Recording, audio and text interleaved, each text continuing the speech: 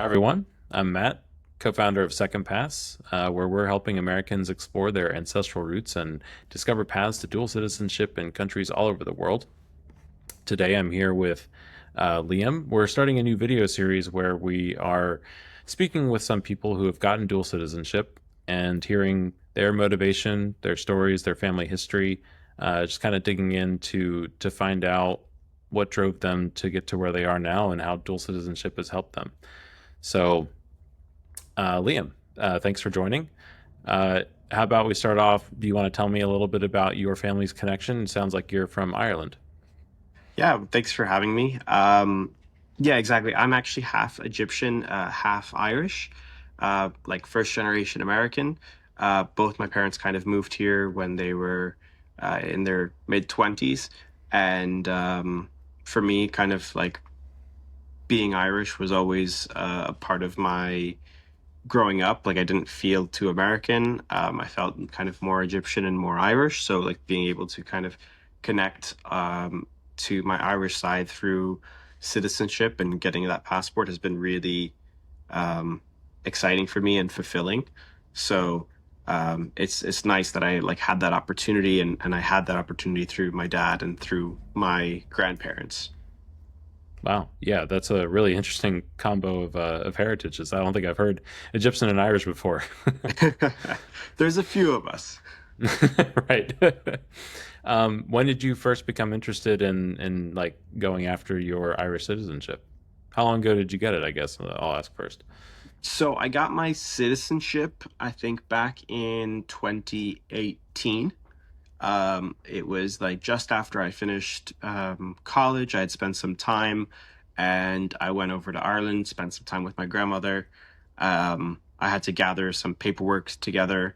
Um, but like it was always a part of like wanting to get it. My whole life, my dad grew up saying, "Oh, we need to get your Irish passport. We need to get your Irish passport," and we never did it.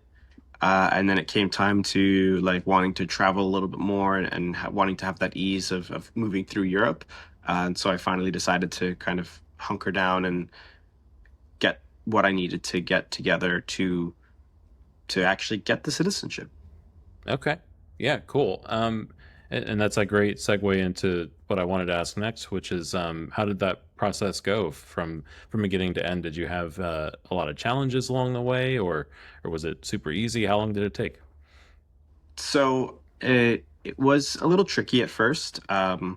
Technically, my dad was actually born in Chicago because his parents were um, here in the US for work, but they were both Irish. And so after about a month of him being born, they moved back to Ireland. So because he wasn't actually born in Ireland, it made it a little bit tricky for me, and I had to go through a couple of extra hoops. Um, and I needed to gather. Um, Basically, I needed to apply to be a citizen and for my passport through my grandmother because she was born in Ireland versus my father. And so I had to gather my dad's birth certificate, marriage certificate, my grandmother's birth certificate, marriage certificate, my grandfather's birth certificate, death certificate. Um, and I had to go through a couple of different government agencies. My grandparents got married in Chicago, so their marriage cert was through Chicago. My dad was born in Chicago, so I had to get his birth cert from there. But my grandmother was born like 1920, and the birth cert that she had was very illegible. So then I had to go to the Dublin Home Office to actually get a new certified birth cert printed out for her. I had to then track down the church to grab my grandfather's death certificate. Um, and once I got all that paperwork together, I realized that I couldn't just apply for a passport. I actually needed to apply for citizenship first in Ireland. And once I applied for citizenship, um, I can actually then apply for my passport afterwards, like kind of like an Irish native, rather than some of my cousins who parents were born in Ireland and could just apply directly for a passport because of that direct parental route. So it was a little bit tricky on my Yeah, side, yeah. uh, but I It got it sounds done. like it. Yeah, it sounds like there were a lot of complexities there, and I'm curious, how did you find out what you needed to get and what you needed to do next? A lot of that stuff wouldn't come to someone just naturally. So, Yeah, I mean, thank God. I think I did it when I was actually an adult, because when my dad was telling me to do it, like growing up, um, the internet being what it was, like still being developed, it was actually really hard to find out all that information. The Irish website wasn't the best resource to use to find out exactly the process. Like we kept thinking we just needed to apply for the passport and we could just go that route first.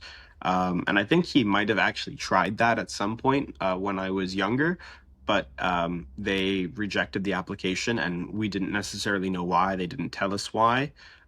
So we kind of gave up. So actually, just looking into it, I think I had to. It was like crawling through the dark web of the Irish government's website to find out exactly. Oh, you need to apply for like citizenship first before you can actually apply for a passport if your parent wasn't born in Ireland. And it was just a really tricky um, process to have found like that. It was like a PDF document that I had to download from their website that really wasn't too clear.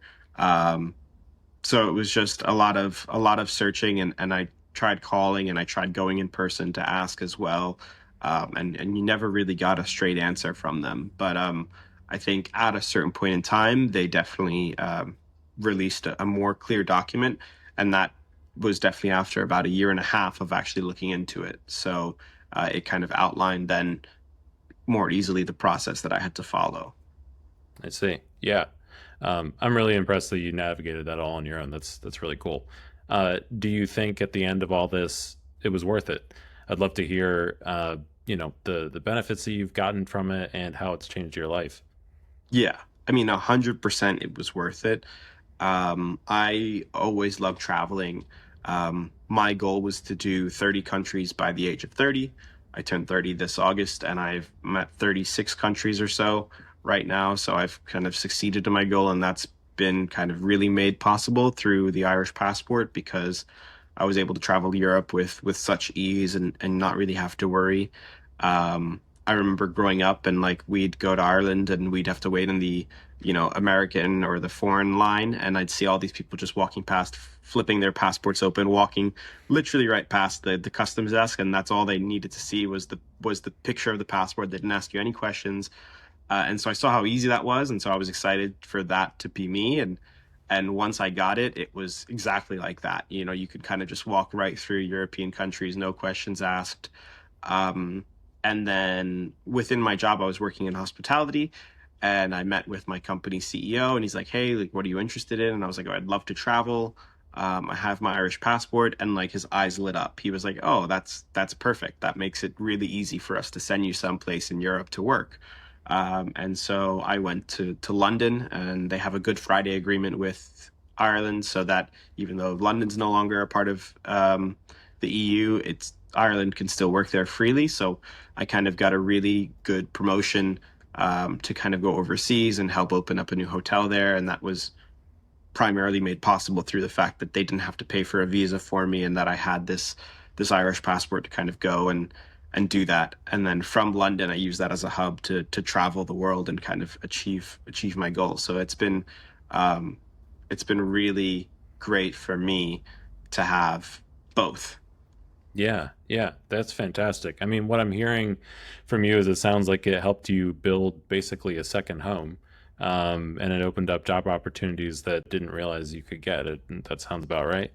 Yeah, that's exactly it. I mean, I haven't lived too many other places outside of New York. I think Miami for a little bit, and I did Ireland for a little bit outside of college, and I would have done Ireland for a little longer had I not had to go back to the U.S. Because there's only certain amount of time that you could stay in Europe as an American citizen. Hmm. And I remember I got questioned one time at the immigration in Ireland coming in because I had been there for roughly a little longer than 3 months, but I've been in and out of Ireland and I'd been traveling around. And the guy started questioning me and grilling me on like, oh, what are you doing here? And how long have you been here? You have quite a few stamps from Irish immigration. And I was just like, oh, well, I'm just waiting to like gather all the paperwork. And I'm using my grandmother's house as like a base to do that while I'm here. And then he was like, oh, yeah, no problem. Go right on through, and just kind of let me through, no questions asked. So so definitely having that passport has definitely helped on that side of things. To not have those questions asked again. Yeah, yeah, that's really cool. And that kind of makes me think about what advice would you give to someone else who's interested in doing something like this? It would definitely be to not give up on the pursuit of it, if you're eligible for it, because I think for me, um, my whole life, like my dad kept saying, "Let's do this," and we tried and we tried and we tried, and for a couple of years we then gave up because it was too complicated to figure out. But like the persistence to eventually get it done, because we knew that there was an eligibility, we just didn't know the exact process per se. Um, like it just makes it worth it in the end to keep pursuing it. I think my sister right now, she's in a similar boat as me. 5 or 6 years ago when I did it. She at the time didn't want to do it for whatever the reason may be. And now that's all she wants to get. And she keeps asking me every day, how can you help me get this? You did it already. Like, let's go through it. But I think it's just that persistence is necessary. Hmm. And like once you find out the eligibility there to kind of keep with it. Okay. Yeah. Yeah, that makes a lot of sense. Do you have any big plans at this point for using your Irish citizenship?